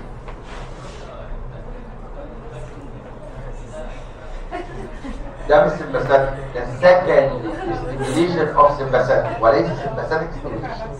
فرق بين على مستوى السكيليتال الناس دول بيبقى عندهم انهانسد بون ريزوربشن، واحنا قلناها ده من اسباب الاوستيوبروز. لو حصل هايبرثايروديزم العظم بيبقى هش جدا لدرجه ان هو ممكن يتكسر. في حاجه اسمها هايبوثايروديزم. على مال امي الهايبوثايروديزم عكس الهايبرثايروديزم، والاسباب بتاعته في معظم الاحيان برايمري. تعرف يعني ايه برايمري؟ يعني ديزيز في الثيرويد. كل الامراض اللي احنا خدناها تعمل هايبرثايروديزم، وان كان اشهر سبب الاوتو اميونيتي الهاشيموتو واخواته، ولكن ممكن يبقى سكندري بسبب نقص التي اس اتش اللي بيطلع من البيتري. لان الكلينيكالي نوعين: نقص الثيرويد في السن الكبير بيسموه ميكسيدين، نقص الثيرويد في السن الصغير بيسموه، وعارفين الكريتينيزم؟ ليه سموا كريتينيزم كريتينيزم؟ ليه بيسموا الكريتينيزم كريتينيزم؟ الكريتينيزم هو نقص الثيرويد ان انفانت. ليه سموا الكريتين كريتين؟ عشان له علاقه بكريت. امال يعني ايه كريتين؟ كريتين يعني كرامبل. تعرف يعني ايه كرامبل؟ مكرمش. يعني العيال دول لما تيجي تبص على وشهم يبقى عندهم كورس فيشيال فيتشر، تحس ان هو جلدهم مكرمش وكورس كانه راجل عجوز، فبيسموها سودو بروجيريا. فيبقى كانه عيل صغير ولكن في سن كبير. اللي ما يعرفش يعني زي السنافر. فين السنافر؟ دول بيمثلوا كريتينيزم. والله. لان العكس، يلا بقى مش عايزين نقول كلام العكس. نقص الثيروكسين في السن الكبير مرض بيسموه اللي هو عكس الهايبرثايروديزم بالظبط. زي الست تخين ما بتاكلش وبتدخن ويبقى عندها مونوتونس فويس، ده عامل ما بتتكلمش خالص وكسلانه ويحصل لها ميكسيديما في جسمها كله، واللي عندها لو ميتابوليك ريت، والعكس يبقى عندها انتولرنس تو. فاكرين الكلام؟ احنا ممكن نجيب الاسئله دي والله احنا واقفين نعمل اي حاجه، لكن هو زي لا طبعا. اجيب كريتينيزم ايه؟ امال بتوع الفسيولوجي يجيبوا ايه؟ بتوع الفسيولوجي يجيبوا ايه؟ يجيبوا ابندسايتس. قراءة عابرة ومحدش يقرا الكلام ده. الجولف. نعم. اللي بيحصل مع الهايبر تريتيبيال ميكسيدين بسبب في سيل ميديت في اقل من 1%، لكن اللي بيحصل مع الهايبو جنرالايز ميكسيدين في كل حته بما فيها البريتيبيال بسبب ديستراكشن اوف ذا ميكسويد تيشو بسبب نقص الثيروكسين. في حاجه تاني اسمها جويتر. الجويتر ما جبناهوش لحد دلوقتي سؤال ريتم. ليه ما جبناهوش؟ لان عندنا جارز وسلايد. الجويتر اهميته في العمل فهو كاتيجوري ايه ولكن عملي، لان عندنا جارات جويتر، عندنا سلايدز جويتر. So what's good? الجويتر هو non-inflammatory non-neoplastic thyroid enlargement. الغدة الدرقية لما تكبر مش بسبب انفلاميشن يعني ثيرويدايتس ولا تيومر بنسميها شوك. طب تكبر ازاي؟ باثوجينيس. الموضوع بيبدا في الجويتر، الموضوع برضه خدوه في الفسيولوجي يعني. لكن انا يهمني هنا الكروس والميكروسكوب عشان اعمل. لان الموضوع بيبدا الاول ان الست، يعني ده المرض ده والجويتر مشهور في الستات في معظم الاحيان مصريات، لان الجويتر خلق للستات المصريات وخلق للستات المصريات للجويتر. الجويتر بيبدا الموضوع الاول بايودين ديفيشنسي. ايودين ديفيشنسي الوقت لو مفيش يود يبقى هل الغده هتعرف تطلع الثيروكسين بيس 24؟ يبقى بالنيجاتيف فيدباك التي اس اتش هيزيد، والتي اس اتش من اسمه بيعمل ايه؟ يعني ايه ستيميليشن؟ هيحاول يخليها تطلع ثيروكسين، بس عشان تطلع ثيروكسين هيعمل ايه في الخلايا في الفوليكل بتاعتها؟ هايبربليزيا. فبالتالي تبدا الغده تكبر فيحصل جويتر. الجويتر سيمبلي سببه نقص اليود، نقص اليود لا ريليتيف، وبالتالي مرض الستات لان هم اللي محتاجين يود اكتر من الرجاله. فبالتالي هتكبر بسبب السكندري انكريس اوف تي اس اتش لحد ما توصل ايه ثيرويد. يعني ايه ثيرويد؟ يعني نورم مش هايبر. وبعد كده تبدا لو تصلح اليود تحوش جواها كولويد زي ما هنشرح بعد شويه. ايه السبب الجويتر؟ ايودين ديفيشنسي. لان الايودين ديفيشنسي نوعين. اول نوع بيسموه ابسوليوت او بيسموه انديميك جويتر او بنسميه انديميك ايودين ديفيشنسي.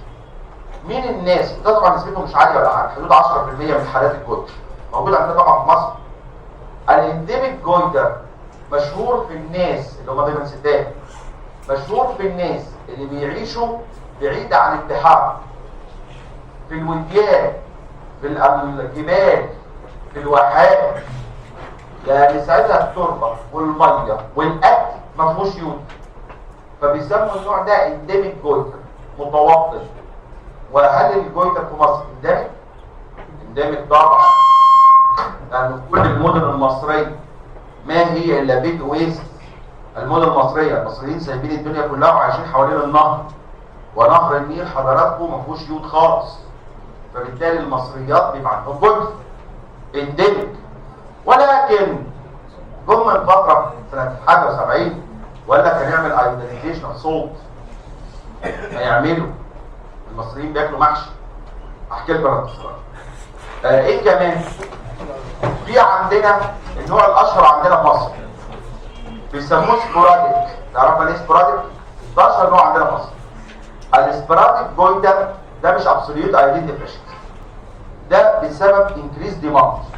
يعني هي بتاكل يود، الملح ما بتاعلوش تمثيل ولكن ما يكفيهاش، وده المشهور في الستات. لان حضراتكم مين اللي محتاج ثيروكسين اكتر؟ الستات ولا الرجاله؟ ليه الستات؟ وهي بنت وانس جالها منستريشن مور يود، تيجي تخلف وهي حامل مور ثيروكسين مور يود. طب مور ثيروكسين، الثيروكسين ده بيسموها بروليفريشن اوف سيلز. فبالتالي بيبقى الريلاتيف ايودين ديفيشنسي مشهور في الستات سبوراديك. ومن اكثر الستات اللي عندنا برضه المصريات، لان على فكره يعني الجويتر في الستات المصريات ساعد انا قلت لكم الكلام في الحضاره المصريه. يعني اولا اما يبقى في عندنا بنت مصريه اول ما تبلغ هيبدا الثيروكسين يعلى شويه، فهي ما فيش يود، فالغده هتعوض تعمل ايه؟ تكبر، هتبقى عندها رقبتها لفه كده وناعمه بيسموها فينوسنيك. وهم اللي بيقولوا مش انا، البنات المصريات من اكثر بنات العالم جمال، يعني بتبقى رقبتهم لفه وناعمه كده ما تبقاش فيها حفر زي رقبه الرجاله. ايه اللغز ده؟ اللغز ده ولا انا عندي واحد بص لا ده يعني حضرتك هتلاقي هتجيب الصوره اعتقد عندي بص كده، ده في الاول خالص تلاقي رقبتها كده يعني لفه.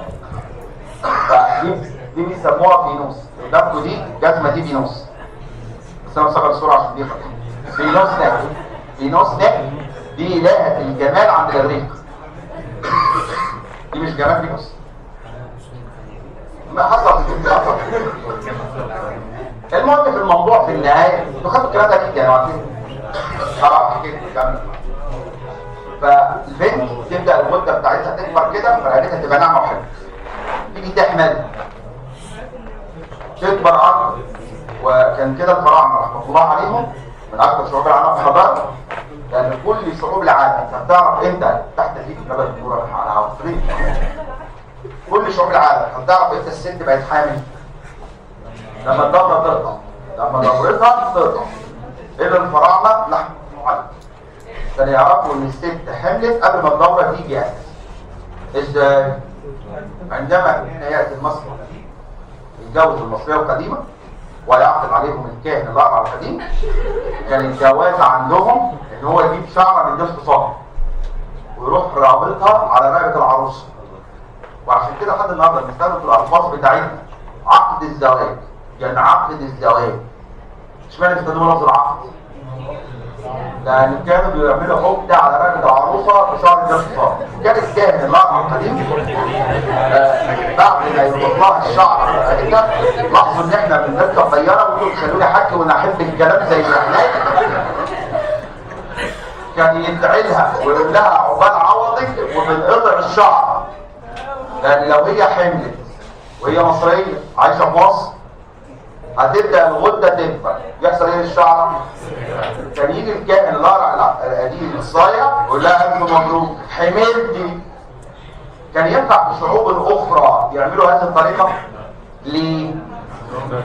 لأن الشعوب الأخرى اللي كان عندهم يود ما ينفعش يطبقوا عليها الكلام ده. لكن برافو صحيح جدا رحمة الله عليهم يعني. والله ده كانوا حضراتكم يعرفوا إن الست دي حامل في ولد أو بنت قبل أساسا ما أي حاجة تحصل. تعرفوا الحاجات دي؟ ولحد النهارده بيقول لك مثلا كده المركب لما تسير تجيب القهوة والشعير. كان يجيبوا الست وهي حامل ويروحوا جايبين قصريتين. قصرية يحطوا فيها بذور قمح وقصرية يحطوا فيها بذور شعير. ويقعدوا يروها في اليورين بتاع الست الحامل. لو طلع القمح تبقى حامل في ولد. طلع الشعير تبقى حامل في بنت. كنت عمل دراسة على الكلام ده سنة 1974 في جامعة عين شمس واثبتت ان هو صحيح بنسبة 85%. يعني لا انا مالكم الجويتر لو حد اداني فرصة هنسى اللي عليكم امتحان وهقعد اتكلم في الكلمتين. الجويتر نون انفلاماتوري نون ثايرويد اللارفين اوف الثايرويد جلاند والسبب بتاعه ايودين ديفيشنسي لا اما اندمج لا اما سبوراديك. الجويتر مورفولوجي بيمر بثلاث مراحل. اول مرحله من مراحل الجويتر بنسميه ديفيوز سمبل جويتر. الديفيوز سمبل جويتر دي اول مرحله سببه زياده التي اس اتش بسبب الايودين ديفيشنسي. فتبدا الغده تبقى مكونه من سمول بروليفريتد ثايرويد فوليكل فالغده تكبر لكن ما فيهاش كلويد كتير. فعشان كده هذه المرحله لما نيجي نبص عليها الجلاند بتبقى ديفيوز سيمتريكالي اللارج فسموها ديفيوز. يعني الغده ديفيوز دي اللارج والست رقبتها تبقى لفه وناعمه زي رقبه بينوس. ففي ناس كانت بتسميها بينوس نك. اهم كلمه دي سموها سيمبل لان هنا الغده تكاثرت وعوضت الهايبوثايروديزم اللي عندها والعيانه از سيمبل ليفل اوف ثايروكسين او الثايرويد هرمون. فالعيانه از ايو ثايرويد. الديفيوز سيمبل جويتر هو المرحله الاولى. الغده متكاثره جروسلي بتبقى ديفيوز دي اللارج وسموث. حضراتكم بتبقى العيانه ايو ثايرويد. لان بعد شويتين لو بدات الست يحصل لها ايودين كوركشن. يعني ايودين كوركشن بلغت وهي حامل ورضعت وبعديها بقت فاضيه وراش حاجه. فبالتالي الايودين اللي هي بتاخده دلوقتي كفايه. التي اس اتش هيقل فكتير من الهايبر بلاستيك فوليكل هيحصل لها انفيوشن. يعني يحصل لها انفيوشن هتحوش جواها كولايد فهيبدا يحصل النوع الثاني اللي بيسموه كولايد جويتر. الكولايد جويتر مكون من ثيرويد فوليكل ريستد، يعني ريستد يعني مرتاحه مش متكاثره، وانما متحوش جواها، بتستخدم الكولويد كسورس لتخزين الايودين. اما تيجي تبصوا على الغده برضه بيبقى ديفيوز سيمتريكالي اللارج، ولكن مودريتلي اللارج، اكبر من الديفيوز سيمتري. الديفيوز سيمتري ده طبيعي مش جار، عمركم ما تلاقوا جار اسمه كده الديفيوز سيمتري جوه، ما ينفعش، لان الديفيوز سيمتري ده البينوسنك، فبالتالي مالهاش قيمه. الكات سيكشن اهم ما يميزه بيبقى لونه براونش، وعندكم منه جار بس دي فريش واضحه قوي. ليه بيبقى لونه براونش؟ لان الكولويد جويتر هي مليانه ايه؟ كولويد، بتبقى براونش وبقى ترانسليوسنت، تحس ان الكولويد حاجه كده شفافه انت شايفها بعينيك بيعدي منها الضوء. نفس المنظر ده بتبقى عباره الكولويد فيها كتير، بتبقى جلاس براون اند ترانسليوسنت تحت الميكروسكوب، وده السلايد المقرر عليه وعرفت الصوره نفسها. يعني الكولويد جويتر تحت الميكروسكوب بتبقى عندنا الصوره دي مقرره ومش مكتوب عندكم المايكرو. هنا الفوليكل بتبقى ماركتلي ديستنت بدارك ستيند كولويد. اهم كلمه الفوليكولار سيلز كيوبويدال ولا كولامنار؟ فلات. اهم كلمه الاستروما ان بتوين بتبقى حضرتك فيها انكريز فاسكولاريتي وليمفوسايت كولكشن، شو ولا نو؟ نو. الكولويد جويتر نو. قوم اللي بقول، لان بعد 3 شويات بتخش في ده مالتي نودولار جويتر. يعني ايه مالتي نودولار جويتر؟ المالتي نودولار جويتر بسبب ريبيتد سايكل اوف ايودين ديفيشنسي وايودين كوركشن. يعني ايه ايودين ديفيشنسي وايودين كوركشن؟ ديفيشنسي امتى؟ وهي حامل وبترضع. كوركشن امتى؟ ان بتوين. لان المفروض ديورنج الايودين ديفيشنسي الفوليك اللي يحصل لها ايه؟ هايبربليزي، تتكاثر في العدد. ان بتوين يحصل لها ايه؟ ميليكولويد. بسبب الريبيتد سايكل اوف ايودين كوركشن، ايودين ديفيشنسي، ايودين كوركشن، ايودين ديفيشنسي، بيبدا يحصل ابنورمال ريزم. في بعض الفوليك بتتكاثر وبعض الفوليكل بتنفليوت. بسبب هذا الديستورت ريزم هيبدا يتكون نديوس، بعضها مكون من هايبر بلاستيك فوليكل، بعضها مكون من انفليوت فوليكل يعني مليانه كولويد. فبالتالي هنيجي نبص على الغده كروس تحت الميكروسكوب، في بعضهم انفليوتد، في بعضهم هايبر بلاستيك، فيبدا ابنورمال ريزم، فبالتالي يحصل نديوس. وده عندكم جار، ما عندكوش سلايد. ادي ده شكل ديس مالتي نودولار او نودولار جويتر. ايه رايكم في حجم الغده؟ مارك اسيمتريكالي اللارج. خلي بالكم في الكولويد كانت ديفيوز سيمتريك، لكن دي اسيمتريكال مارك اللارج. اهم كلمه الاوتر سيرفيس والكاب سيرفيس زي ما انتم شايفين سموث زي هناك ولا نودولار؟ نودولار. لان بتلاقوا هذه النديوز جروسلي فاريبل سايز، في بعضها بيبقى مليانه كولويد لونها بني، في بعضها بيبقى فيها هيموريج، لان البلاد سبلاي ما بيكفيش التكاثر الرهيب اللي موجود ده. في بعضها بيبقى جريش وايت عشان في فايبروز، في بعضها بيبقى ميكزويد بيحصل له سيستيك تشينج، كل انواع التشينج بنشوفها. ولكن اهم كلمه الاوتر سيرفيس والكات سيرفيس از نودولار. يعني تحت الميكروسكوب بنبدا نشوف ان في هايبر بلاستيك نديول، في انفليوتد نديول. الهايبر بلاستيك نديول متكاثره، والانفليوتد نديول اللي مليانه كولويد. بس طبعا كل السكندري تشينج اللي قدامكم مش هوريكم السلايد، بس عاوز اوريكم الكلام ده عشان هو ما جاش نظري بس عشان فاهمين. النديولز كبيره قوي فوق ليه؟ الهايبر بلاستيك ولا الانفليوتد؟ دي انفليوتد. الانفليوتد هي اللي مليانه كولويد. امال النديولز اللي تحت دي اللي فيها كولويد قليل والخلايا كولامنر والكلام ده هايبر بلاستيك. طبعا بالاضافه ان الواد لما فيه تكاثر كتير والديلوشن كتير ما بيكفيش البلاد سبلاي، فبيحصل فيها كل انواع السكندري تشينج. بيحصل فيها ستروك كالسيفيكيشن، بيحصل فيها هيموريج، بيحصل فيها فايبروزس، بيحصل فيها كل الكلام ده. ايه المشكله يعني؟ دي مره جت سؤال. ايه المشكله يعني؟ اما واحده يبقى عندها نودولار جويتر، الكومبليكيشن في الجويتر ما بتحصلش غير في المالتي نودولار. يعني الغده بتبقى كبيره قوي. ايه اشهر كومبليكيشن للمالتي نودولار جويتر؟ ديسفيجرمنت. اكتر واشهر كومبليكيشن للمالتي نودولار جويتر هو الديسفيجرمنت. لان مجرد الست دي اما تكبر الغده تبقى العظام الكبيره. واحده صاحبتها تقول لها ايه ده؟ ايه اللي في رقبتك ده؟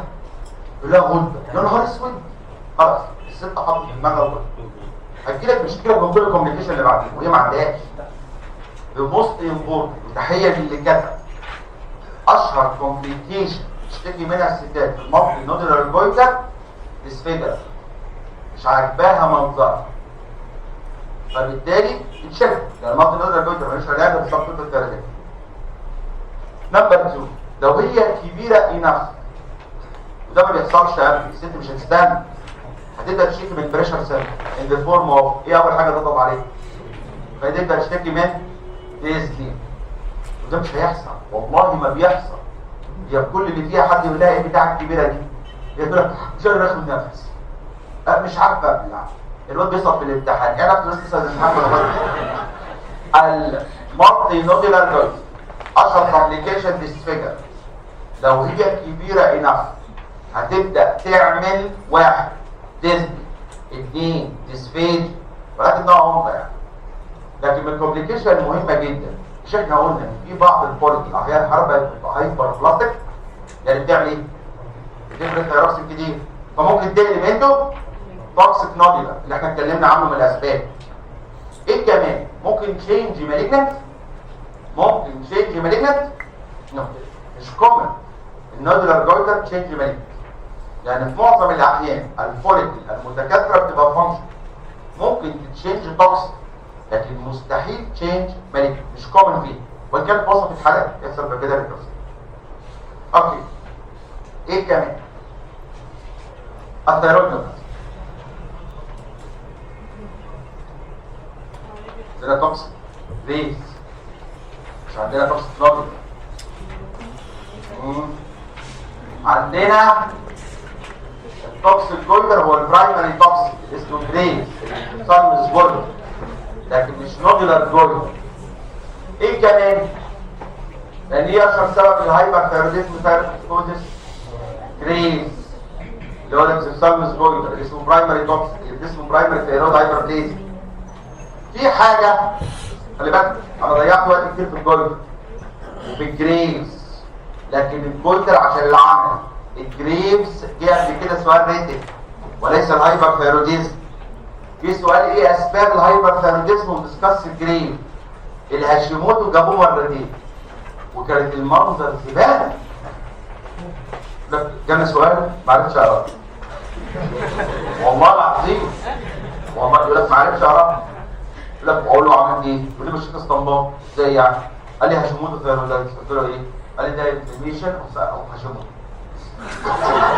وروس. الهاشيموتو بيبقى سبولد وماركت مشكله الهاشيموتو ثايرويدايتس لو انت ما سمعتوش مش هتحط فيه كلمه، وسهل جدا عشان ما تنساش. هاشيموتو اسمه الثاني يسموه كرونيك ليمفادينوباثيك او كرونيك ليمفوسيتيك ثايرويدايتس. لو افتكرت الكلمه دي هتالفه كله. في حاجه اسمها ثايرويد نيوبلازم ودي من الخوازيق الطائره، لان اي واحد منها مش هتعرف تكتبه. الثايرويد نيوبلازم كومنلي بيناين زي المالجنت.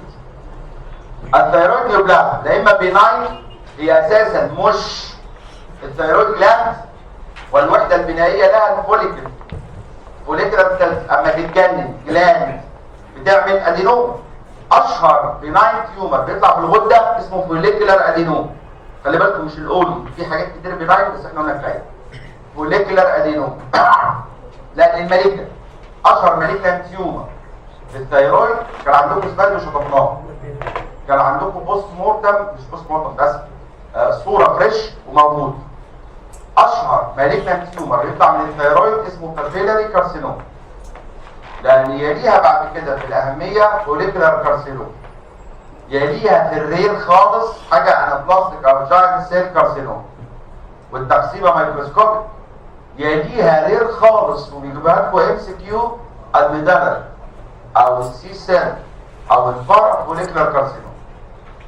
فبالتالي لازم تبقى عارف التقسيم في بيناين ومالجنت. البيناين اللي جابوه في الامتحان فوليكلر ادينوما. الفوليكلر ادينوما الفوليكولار ادينوما by definition هي benign epithelial tumor arising from thyroid follicular epithelium زي اي ادينوما في اي حته. الفوليكولار ادينوما اما نيجي نبص عليها مورفولوجي ودي صوره رائعه، ومعظم الاحيان الفوليكولار ادينوما سوليتري ولا مالتي سيتريك؟ تعالي لافكاركم بعدها ونهايه. مفيش ادينوما في الدنيا مالتيبل اجنست الادينوما على طول. الادينوما is almost always solitary. بيبقى solitary spherical mass وهي benign، عشان كده بيبقى حواليها thick fibrous tissue capsule.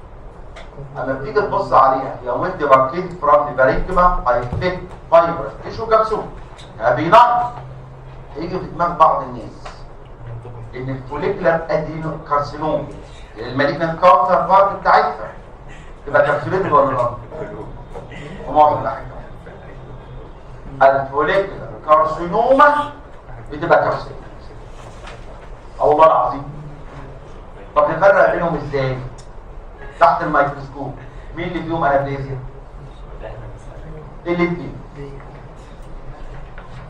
النورمال ثايرويد فيها انابليزيا، النورمال ثايرويد تيشو فيها انابليزيا، والتفرقه ما بينهم. انت مالك رحت شاطح ليه كده؟ عشان دي اللي هنسالها. في الفوليكولار كارسينوما there is no capsular and vascular invasion. ما تعرفش تفرق بين الفوليكولار ادينوما والكارسينوما في الانابليزيا. ما تعرفش تفرق بالكبسول. التفرقه بالاتي: مين اللي هنلاقي فيها كابسولار اند فاسكولار انفيجن؟ الكارسينوما، يعني بيبقى لها كبسول بس هتلاقي في حته الكبسول مخروج، وهتلاقي ان في بلاد فيسل داخل فيها فوليكولار سيلز. وليست التفرقه بالانابليزيا وليست التفرقه باي حاجه ثانيه. الفوليكولار ادينوما جابوها مره سؤال. الفوليكولار ادينوما هي بناء ابيثيليال تيومر ارايزنج فروم فوليكولار ابيثيليال سيلز. حضراتكم جروس ومعظم الاحيان سوليتر تبقى انكابسوليت وانت باركيتد فروم ذا سراوندينج بارينكما. دايما في معظم الاحيان السايز اقل من 3 سم، لان اكتر من 3 سم السجستيف اوف فوليكولار كارسينوما.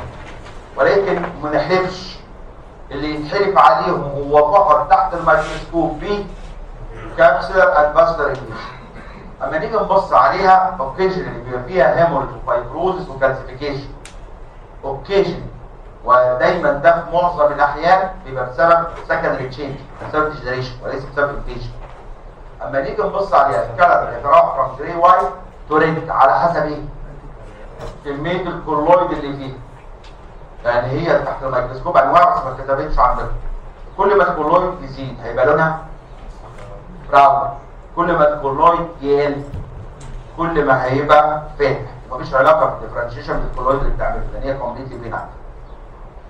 اما نيجي نبص تحت الميكروسكوب بتبقى عباره عن صوره لو قدام بالظبط الصوره باللو باور عشان تشوفوها. حد شايف الفايبرس تيشو كبسول؟ بتبقى مكونه من ايه؟ ثايرويد فوليكل متكاثر in the form of compact small follicle lined by cuboidal cells surrounded by fibrous tissue. لان هي عباره عن ثايرويد فوليكل متكاثر. حضراتكم طب ونعرف ازاي دي فوليكولار ادينوما تحت الميكروسكوب؟ دي بناين لان الفوليكل كلها بتبقى نفس المنظر والنو كابسولار اند فاسكولار انفيجن. الفوليكولار ادينوما فيري امبورتنت لان هي لو انت فاهمها دي ادينوما بلد. ما يميز الكومبليت كبسول السايز الصغير دراسه تحت الميكروسكوب الفوليكل معظمها صغيره كلوزلي باك لاين باي نورمال فوليكولار سيلز. لكن اهم كلمه there is no evidence of capsular او فاسكولار انفيجن. ما ينفعش اقولها هنا، اقولها هناك في الفوليكولار كبسول. حضراتكم الكلينيكال بيكتشر بتبقى سوليتري ثايرويد ديود بينفول ولا بينس؟ بينس، وتبقى واحده فيري رير ان هي تبقى فانكشن. لو بقت فانكشن يعني بقت سكتيت ثايروكس الست بريزنت بعض هايبر ثايرويدزم. لان هي اسباب الهايبر ثايرويدزم اشهر سبب جريفز، ثاني سبب فانكشن ثايرويد ادينوما، ثالث سبب توكسيك نودولار. جود ديسكاس طبعا. تتكلم عن فكره ادينوما؟ فكره ادينوما تيجي لك لوحديها بيج ريت وجابوها في السنين اللي فاتت، معتمدين ان انت ما سمعتش عنها خالص. في عندنا البابيلاري كارسينوما، احنا كده عندنا حاجه اسمها بروليفرال ادينوما، في انواع كتيره من البناء بس مش عليها. الثيرويد كارسينوما انواع وتقسيمه ميكروسكوبيه، ما جابوهوش ريتد قبل كده، لكن ممكن يلعبوك في الاكس كيو، ممكن يجيبوه سؤال، لان هنا ما كتبناش ثيرويد كارسينوما على بعض، قسمنا واتكلمنا عن الاسماء وبس. اشهر نوع من الثيرويد كارسينوما اسمه بابيلاري ثيرويد كارسينوما، بيبقى في البنات الصغيره من 20 لحد 50، بس هو الكومنلي بيبقى 20 سنه. البابيلاري كارسينوما البريكسبوزيت فاكتور لها بيبقى فيه بريفيوس اكسبوجر تو راديشن، ودايما بيحصل بريفيوس اكسبوجر للراديشن بسبب علاج ليمفوما، لان الهوتشكن الليمفوما بتيجي في السيرفايكال ريجن في الاول، لما بتتعرض بنت لهذه الراديشن بتقلب بابيلاري كارسينوما. البابيلاري كارسينوما هي اشهر مالجنت تيومر انثيرويد في البنات الصغيره من 20، لكن ممكن اللي شفناها في ناس 50 سنه. البابيلاري كارسينوما لها علاقه بالراديشن، لان انا بقول كل ده هيبقى عكسه النوع الثاني اللي بترتب على شكل فوليك. اما نيجي نبص عليه دروست، دي كانت عندكم صوره، الصوره دي مقرره عليكم في البراكتيكال اس ام سي دي اللي عارفين عندكم في البيت. البابيلاري كارسينوما دروستي يا اما سوليتري واحده، يا اما مالتي سنتر، وده هنا مالتي سنتر، ادي واحده ودي واحده، دي المشهوره. بيبقى في معظم الاحيان والسيركمسكرايب، يعني كبسيد ولا دم؟ كبسيد. البابيلاري كارسينوما بتبقى كبسوليت، في معظم الاحيان كبسوليت، مع العلم ان هي تيومر. كل الاندوكراين العلامات اللي عاملينها لكم الكبسول والاكريتيرا بارابليزيا انسوها تماما، لان في معظم الاحيان بتبقى ويل سيركمسكرايب كبسوليت. اما نيجي نبص عليها يبقى سيستيك سبيس وطالع منه بابيلاري فوم، بس ما يميزه ان التيومر بيبقى له انفلتريتيف وارم، وما يميزه ان لازم جروستي وبعينك تشوف بابيلاري ستراكشر. محدش هيشخص البابيلاري كارسينوما بالسونار بالجروس من غير ما يلاقي هذه البابيلاري ستراكشر. ممكن تبقى كابسوليتد؟ يس. الفليكزر كابسوليتد؟ يس. ولكن عشان تقول بابيلاري كارسينوما ما بتعتمدش على الباسلر كابسولار بيج، امال بتعتمد على بابيلي. وانس انك شفت بابيلي بعينيك او تحت الميكروسكوب تبقى بابيلاري كارسينوما. يعني البابيلاري كارسينوما تحت الميكروسكوب، وده كان سلايد مقرر عليكم واتشاطر كلاس ايه، يعني صوره او سلايد. البابيلاري كارسينوما عشان تشخصها هتشوف بابيلي، هذه البابيلي ديليكت فايبروفاسكولار كور كفر باي كيبويدال سيلز. طب ليه ما تبقاش ثيرويد هايبربليزيا؟ يعني الثيرويد هايبربليزيا مش احنا قلنا في جريد ديزيز يبقى فيه بابيلاري انفولدنج؟ تفرق بينها ازاي؟ التانية بابيلاري انفولد يعني فوليكولار سيلز متكاثره وزود فايبروفاسكولار كونكتيف تيشو جوه، لكن دي بيبقى لها كور. اتنين، محدش هيشخص بابيلاري كارسينوما من غير ما يشوف اللي قدامكم ده، الخلايا اللي بتلاين البابيلاري كورز اللي هي الفوليكولار سيلز، بيبقى السيتوبلازم النيوكليس بتاعتها كلير، يسموها اوبن فيس، يسموها نيوكلير جروث، يسموها اورفن اني اي. عارفين اورفن؟ تعرفوا اني؟ اني بنت اسمها اني، زي سعد اليتيم عندنا كده، يعني يحكى في قديم الزمان.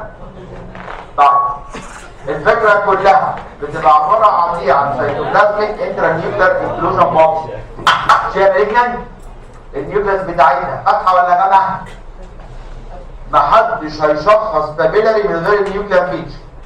النيوكلير فيتشر بيبقى النيوكلياي اوبتيكال كتير، بتبقى النيوكلياي كلير اورفن اني، النيوكلياي فاتحه جدا، ودي تفسر بالنيوكلير جروب بالانكلوجن السيتوبلازم. كلام في البتنجان.